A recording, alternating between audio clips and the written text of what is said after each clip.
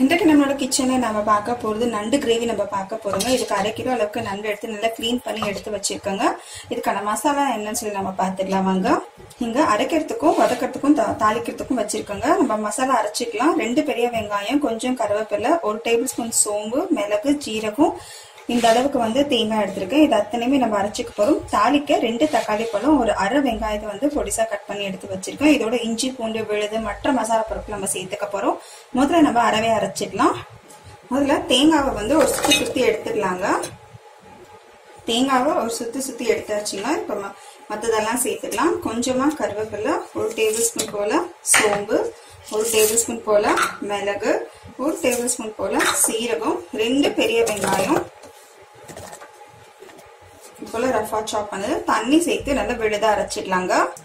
மசாலா அரைச்சி எடுத்தாச்சுங்க. அடுத்து நம்ம குழம்பு தாளிச்சு விட்டுடலாம். அகலமான பாத்திரம் எடுத்துக்கோங்க. இது 2 டேபிள் ஸ்பூன் போல எண்ணெய் சேர்த்திருக்காங்க. அதாவது 1 குழிக்கரண்டி அளவுக்கு எண்ணெய் சேர்த்திருக்கேன். எண்ணெய் நல்லா சூடாயிடுச்சுங்க. 1/2 டீஸ்பூன் போல சோம்பு, 1 பட்டை,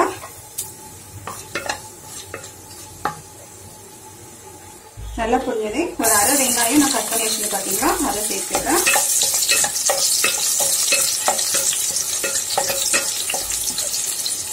ஒரு டேபிள் ஸ்பூன் போல இஞ்சி பூண்டு விழுது, அல்லது நம்ம அரைவையிலேயே இஞ்சி பூண்டு சேர்த்தும் அரைச்சிக்கலாம். இதுக்கு இஞ்சி பூண்டு விழுதா சேர்க்காட்டியும் நம்ம வெங்காயம் அரை அரைச்சி பார்த்தீங்கன்னா அதிலே வந்து இஞ்சி பூண்டு சேர்த்தும் அரைச்சிக்கலாம்.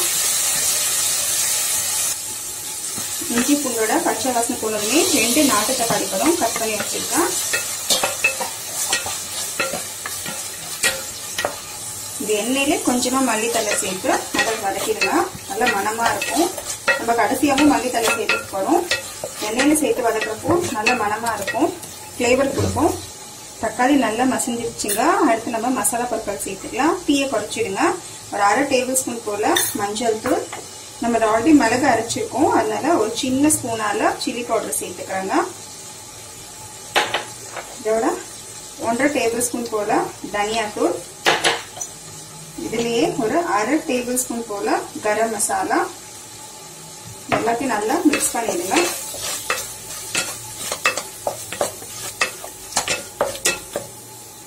மசாலா பாருங்க நல்லா இந்த அளவுக்கு நல்லா பைண்ட் ஆயிடுச்சு. நல்லா தொக்கு மாதிரி நல்லா ஃபார்ம் ஆயிடுச்சு. இதுக்கப்புறமா நம்ம அரைச்ச அரவையை சேர்த்துக்கலாம். வெங்காயம் தேங்காய் அரவையை சேர்த்துக்கலாம்.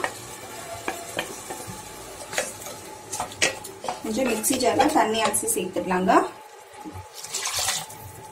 இன்னும் கொஞ்சம் தண்ணி சேர்த்துக்கிறேங்க. நல்லா திக்கா இருக்கு.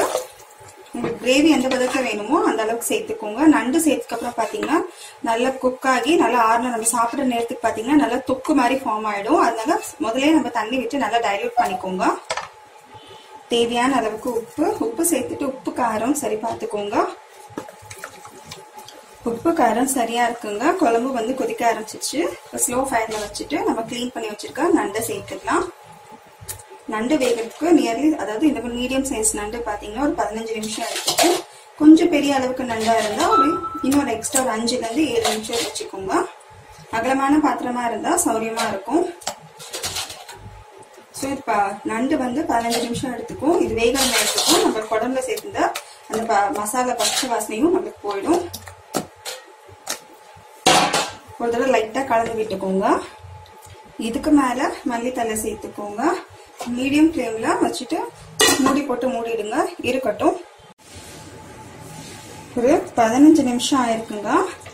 பாருங்க குழம்போட திக்னஸ் வந்து எப்படி இருக்குன்னு பாருங்க. அந்த அளவுக்கு நல்லா திக்காயிடுச்சு. நம்ம எவ்வளவு கிரேவியா வச்சுக்கணும். இப்ப பாருங்க நல்லா செமி கிரேவி மாதிரி ஆயிடுச்சு.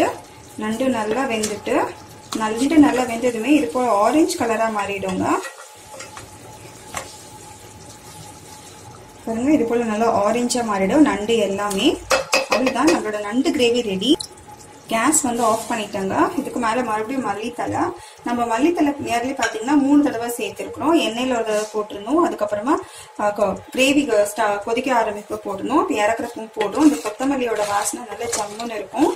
கலந்துட்டு இறக்கிடலாங்க.